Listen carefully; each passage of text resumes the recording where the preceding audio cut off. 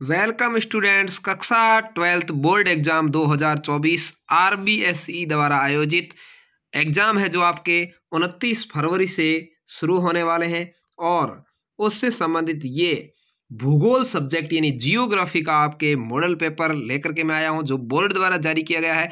बहुत ही best model paper है। इसमें से आपके एग्जाम में बहुत अच्छे नंबर आने वाले हैं, बहुत ही अच्छे से सवाल आपको मिलेंगे। तो चलिए इसके बारे में बात करते हैं। यहाँ पर आपके जो एग्जाम है वो 56 नंबर का होने वाला भूगोल का, क्योंकि ये एक प्रैक्टिकल सब्जेक्ट है और आपके 20 नंबर तो सत्रांक के और 24 नंबर प्रैक्टिकल के जाने वाले हैं, यानी 44 नंबर तो आपके जाएंगे स्कूल स्तर से यानी प्रैक्टिकल प्लस सत्रांक, और 56 नंबर का आपके पेपर है। उसमें से आप 56 में से 56 नंबर कैसे प्राप्त कर सकते हैं उसकी विवेचना इस वीडियो में बताने वाला हूं। तो पेशेंस बना करके वीडियो को पूरा देख लें और चैनल को जरूर सब्सक्राइब करके बेल आइकन दबा दें। तो चलिए यहाँ पर शुरू करते हैं। इस पेपर के अंदर किस तरह के क्वेश्चंस आपके आएंगे। यहाँ पर खंड अ के अंदर सबसे पहले आपके ऑब्जेक्टिव टाइप क्वेश्चन आएंगे। प्रत्येक क्वेश्चन आधे नंबर का होने वाला है। देखिए, नीचे दिए गए बहुविकल्पीय प्रश्नों के सही विकल्प का चयन कर उत्तर पुस्तिका में लिखना है। नवनिश्चयवाद की संकल्पना किसने प्रस्तुत की? तो आपका सही उत्तर है ग्रिफिथ टेलर ने। किसने की भाई? ग्रिफिथ टेलर ने की थी। बी आपका राइट आंसर है, ब आपका सही आंसर है। जनसंख्या की प्राकृतिक वृद्धि का सूत्र क्या है? जनसंख्या की प्राकृतिक रूप से वृद्धि कैसे होगी? जन्म और मृत्यु। क्या है भाई प्राकृतिक सूत्र? वृद्धि होगी तो जन्म मृत्यु, ठीक है, जन्म होगा और मृत्यु होगी उसके आधार पर। अगला है निम्नलिखित में से किस उपागम का संबंध प्रोफेसर अमर्त्य सेन से है? तो प्रोफेसर अमर्त्य सेन का संबंध क्षमता उपागम से है। अ आपका सही जवाब हो जाएगा। अगला है प्राचीनतम ज्ञात आर्थिक क्रियाएं हैं। प्राचीनतम मतलब पुराने समय के अंदर आर्थिक क्रियाएं, पैसे पैदा करने की जो क्रियाएं थी, वह पैसे कमाने की क्रियाएं कैसी थी? तो भोजन संग्रहण और आखेट थी। क्या थी भाई? आखेट का अर्थ होता है शिकार करना और भोजन संग्रह यानी भोजन इकट्ठा करना। अगला है पांचवा, निम्न में से कौन सी एक अर्थव्यवस्था में उत्पादन का स्वामित्व व्यक्तिगत होता है? तो आपका सही जवाब है पूंजीवाद। क्या है भाई? पूंजीवाद है जिसके अंदर स्वामित्व, उत्पादन का स्वामित्व है वो व्यक्तिगत होता है। अगला है निम्नलिखित में से परिवहन का प्रकार नहीं है, यानी परिवहन किससे नहीं होता? तो आप सभी को पता होगा इसके अंदर क्या आ जाएगा? मोबाइल आ जाएगा, क्योंकि इससे परिवहन नहीं होता। परिवहन का मतलब होता है जहां से अपन एक से दूसरे स्थान पर जा सकते हैं, ठीक है। तो सड़क के माध्यम से जाते हैं, गाड़ी वगैरह में, जल के द्वारा नाव में वगैरह जाते हैं, जहाज में, और वायु के द्वारा हवा हेलीकॉप्टर आदि में, वायुयान हेलीकॉप्टर आदि के द्वारा जाते हैं। लेकिन मोबाइल के द्वारा बात दूर बैठे कर सकते हैं, तो ये आपके प्रकार नहीं में आ जाएगा। सी राइट आंसर हो जाएगा। स्वेज नहर किस देश में स्थित है? स्वेज नहर है वो कौन से देश की नहर है? तो आपका सही जवाब है ये मिस्र की नहर है। डी राइट आंसर हो जाएगा। स्वेज नहर मिस्र में है।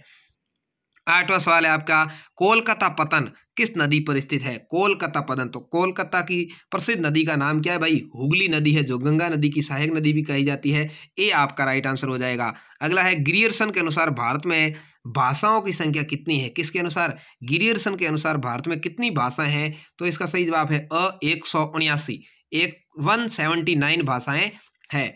अगला है निम्नलिखित में से सर्वाधिक जनसंख्या घनत्व वाला राज्य, यानी सबसे ज्यादा घनी जनसंख्या कहाँ है? यानी ज्यादा नहीं, जिसका घनत्व ज्यादा हो, 1 किलोमीटर में निवास करने वालों की संख्या ज्यादा हो, तो यह है पश्चिम बंगाल। आपका बी राइट आंसर होगा। सबसे ज्यादा जनसंख्या पूछे तो उत्तर प्रदेश में, लेकिन जन घनत्व है वो पश्चिम बंगाल में है। बी आपका राइट आंसर हो जाएगा। अगला है नीरू मीरू कार्यक्रम का संबंध किस राज्य से है? तो आपका सही जवाब है राजस्थान से। नीरू मीरू कार्यक्रम है वो राजस्थान से संबंधित है।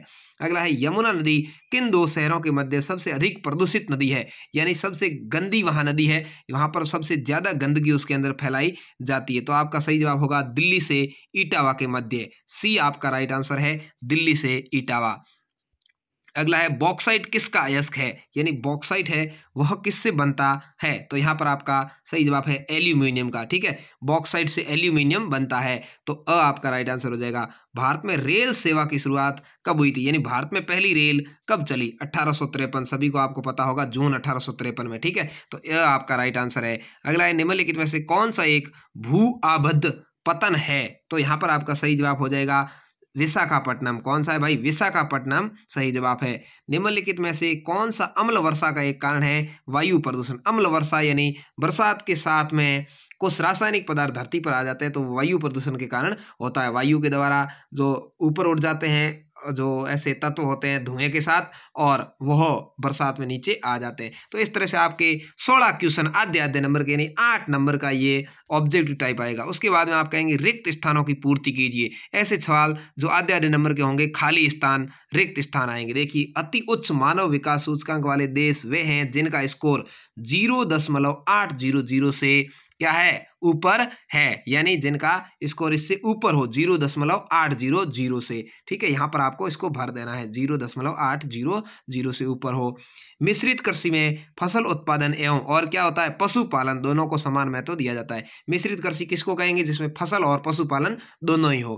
प्रत्येक सड़क जो दो नोडों को जोड़ती है क्या कहलाती है, योजक कहलाती है। योजक यहाँ पर आपका खाली जगह में आ जाएगा, योजक कहलाती है। ठीक है, अगला है कौन से महाद्वीप में विश्व का सघनतम रेल तंत्र, यानी बहुत ही अच्छी वहां रेल की व्यवस्था, ऐसा है यूरोप। कौन सा हो जाएगा भाई, यूरोप आपका सही जवाब हो जाएगा। विश्व व्यापार संगठन WHO का मुख्यालय कहाँ है, तो जिनेवा स्विट्जरलैंड में है। आपका सही जवाब है जिनेवा स्विट्जरलैंड। राष्ट्रीय युवा नीति फरवरी कब शुरू की गई, यानी कौन सी फरवरी में, 2014 में, फरवरी 2014 में आरंभ की गई थी राष्ट्रीय युवा नीति। भारत में नगरों का अभ्युदय प्राग ऐतिहासिक काल से हुआ है। प्राग ऐतिहासिक काल बहुत ही प्राचीन काल है, वहां से शुरू हुआ था। तो इस तरह से ये आपके 7 क्वेश्चन हो गए। अब 10 क्वेश्चन ऐसे आपके खाली जगह का आते हैं। 8वां है भारत के अधिकतम जनसंख्या का प्रमुख भोजन चावल है। भारत के अंदर अधिकतर लोग चावल खाते हैं। ठीक है ना, जरूर यहाँ यदि बात करें यूपी, हरियाणा, पंजाब, राजस्थान की, तो यहाँ पर जरूर लोग अधिक वो है जो मक्का या बाजरा या गेहूं खाते हैं, लेकिन प्रमुख रूप से भोजन है वो सबका चावल है अधिकतर लोगों का। सिंचाई की व्यवस्था बहुफसलीकरण को संभव बनाती है। सिंचाई की व्यवस्था हो तो बहुत सारी फसलें उगाई जा सकती है, उसको बहुफसलीकरण कहते हैं। इंदिरा गांधी नहर पंजाब में हरी के बांध से निकलती है। कौन सा बांध है भाई, हरी के। ठीक है, हरी के बांध से निकलती। तो ये 10 क्वेश्चंस आपके 5 नंबर के आ जाएंगे रिक्त स्थान के।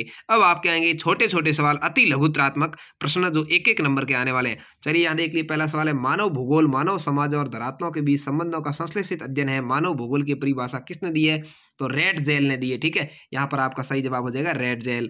जनसंख्या परिवर्तन के 2 घटकों के नाम लिखने हैं, तो एक है जन्म, एक है प्रवास। यानी जनसंख्या परिवर्तन कैसे होता है, एक तो जन्म होता है तो जनसंख्या बढ़ जाती है, एक प्रवास का मतलब एक स्थान से दूसरे स्थान पर जाकर लोग रहने लग जाए। ठीक है, तो उसकी वजह से जनसंख्या परिवर्तन हो जाता है। अगला है देखिए, मानव विकास प्रतिवेदन 2020 के अनुसार भारत का कौन सा स्थान है, 131वां, बहुत पीछे है भाई। मानव विकास प्रतिवेदन 2020 के अनुसार भारत 131वें स्थान पर है। विनिर्माण का शाब्दिक अर्थ क्या है, विनिर्माण का शाब्दिक अर्थ है हाथ से बनाना, उसको विनिर्माण कहते हैं। WTO का पूरा नाम है विश्व व्यापार संगठन, WTO वर्ल्ड व्यापार संगठन। ठीक है, विश्व के जल संसाधनों का कितने प्रतिशत भाग भारत में है, केवल 4%। विश्व के अंदर जितना भी शुद्ध पानी है, साफ पानी है, उसका 4% भारत में है। ध्वनि प्रदूषण से आप क्या समझते हैं, विभिन्न स्रोतों से उत्पन्न ध्वनि का मानव की सहनीय सीमा से अधिक और असहज होना ही ध्वनि प्रदूषण, यानी जिसकी ध्वनि 80 डेसिबल से ज्यादा हो वह असहनीय या ध्वनि प्रदूषण के अंतर्गत गिनी जाएगी। तो इस तरह से आपके 7 क्वेश्चन है वो 1-1 नंबर के आ जाएंगे। तो अ भाग आपके हो गया टोटल 8 नंबर के ऑब्जेक्टिव टाइप, 5 नंबर के रिक्त स्थान के और 7 नंबर के यहाँ पर ये आ जाएंगे। ठीक है, तो 7 और 5 12 और 8 20 नंबर का यहाँ पर आपके अ भाग आएगा। बाकी जो सब्जेक्ट है जिनमें 80 नंबर का पेपर होता है उनमें 32 नंबर का आता है, इसमें 20 नंबर का आएगा। ठीक है, अब खंड ब है। खंड ब के यहाँ पर आप सवाल और उत्तर देख सकते हैं, क्योंकि ज़्यादा यदि समय लेंगे तो आपका वीडियो बहुत बड़ा हो जाएगा। आप देख सकते हैं कैसा सवाल आएगा, उसका उत्तर कैसे। मानव भूगोल के क्षेत्रों के नाम, यहाँ देखिए सामाजिक, राजनीतिक, आर्थिक, ये भूगोलों के नाम लिखे हुए, नगरीय भूगोल, जनसंख्या भूगोल।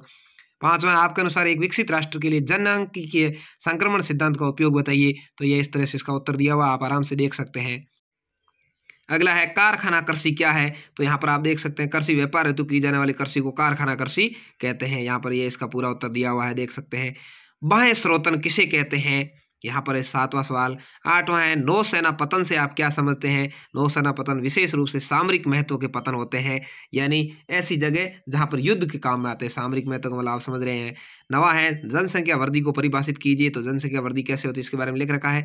स्मार्ट सिटी मिशन का उद्देश्य क्या है, यहाँ पर 10वां सवाल आप देख रहे हैं, उत्तर भी साथ में है। 11 स्वर्णिम शत्रुभुज परियोजना का टिप्पणी कीजिए। 12वां है आज़ादी के बाद भारत के आयात संगठन के बदलते प्रारूप को संक्षेप में दिखाइए।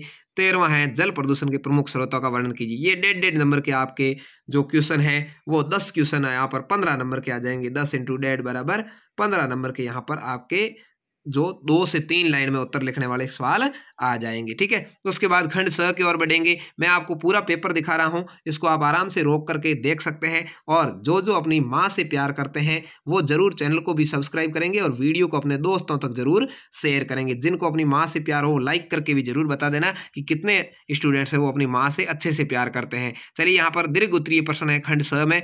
निम्नलिखित पार महाद्वीपीय रेल मार्गों पर टिप्पणी करनी है। पार साइबेरियन रेल मार्ग और पार कनेडियन रेल मार्ग।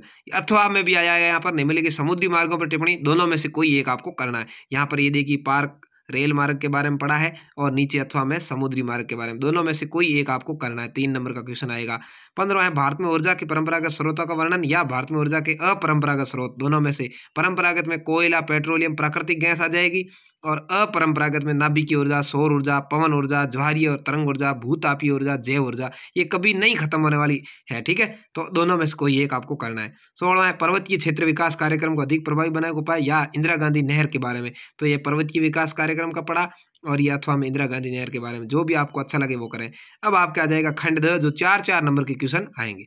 उद्योगों को अवस्थित को प्रभावित करने वाले कारकों का वर्गीकरण करना है, कोई 4 लिखने हैं, या कच्चे माल पर आधारित उद्योगों का वर्गीकरण करना है। यहाँ देखिए बाजार तक अभिगम्यता, कच्चे माल की प्राप्ति तक अभिगम्यता, श्रम आपूर्ति तक अभिगम्यता, शक्ति के साधनों तक अभिगम्यता। या कच्चे माल पर लिखेंगे तो कृषि आधारित उद्योग और खनिज आधारित उद्योग, रसायन आधारित उद्योग, वनों पर आधारित उद्योग, पशु आधारित उद्योग। ये इस तरह से आपके हो जाएंगे। 18वां है भारत में कृषि के विकास का वर्णन या भारत में तिलहन फसलों पर विस्तृत लेख। ये कृषि के बारे में है, यहाँ पर आप देख रहे हैं और अच्छे से आप देख लीजिए। अथवा में यहाँ पर ये तिलहन के बारे में है, मूंगफली, तोरिया व सरसों, सोयाबीन और सूरजमुखी, इसके बारे में वर्णन कर सकते हैं। अब यहाँ आपके खंड यह आएगा, यहाँ पर आपके आएगा जो ये मैप है, इसके आधार पर आपको उत्तर देना है। यहाँ पर पशुधन पालन वाले राष्ट्रों को अंकित करना है। न्यूजीलैंड, ऑस्ट्रेलिया, अर्जेंटीना, अमेरिका, यहाँ पर पशुओं को पालन करने वाले हैं, यहाँ पर आपको इसमें दर्शाना। देखिए यहाँ पर ये उत्तरी अमेरिका है, यहाँ पर ये दक्षिणी अमेरिका को दर्शाया, यहाँ पर इसके अंदर अर्जेंटीना आएगा, ये यहाँ पर ऑस्ट्रेलिया आया है। तो इस तरह से यहाँ पर चारों को दर्शाया हुआ है। यहाँ न्यूजीलैंड ऑस्ट्रेलिया के बिल्कुल बगल में ही यहाँ पर है। ठीक है, तो इस तरह से आपको लिखना है। यहाँ पर देखिए 20वां आया, दिए गए मानचित्र में निम्नलिखित अंतर्राष्ट्रीय हवाई पत्तनों को दिखाना है। 2 नंबर का ये है अंतर्राष्ट्रीय हवाई पत्तन है, दिल्ली, अहमदाबाद, बेंगलुरु, कोलकाता। तो यहाँ देखिए ये कोलकाता यहाँ पर है, यहाँ बेंगलुरु है, यहाँ पर अहमदाबाद है गुजरात में, और ये दिल्ली है जो राजधानी है, यहाँ पर आपको मिल जाएगी राजस्थान की थोड़ी सी ऊपर। ठीक है, तो इस तरह से आपका ये पेपर परीक्षा के अंदर आने वाला है। तो जरूर इसको आप अच्छे से देख लीजिएगा, चैनल को सब्सक्राइब कर दीजिएगा, बेल आइकन दबा दीजिए, जिससे आपको बाकी के बेस्ट मॉडल पेपर है वो भी मिल सकें। धन्यवाद, जय हिंद, वंदे मातरम। वीडियो कैसा लगा कमेंट करके जरूर बताएं, अपने दोस्तों तक शेयर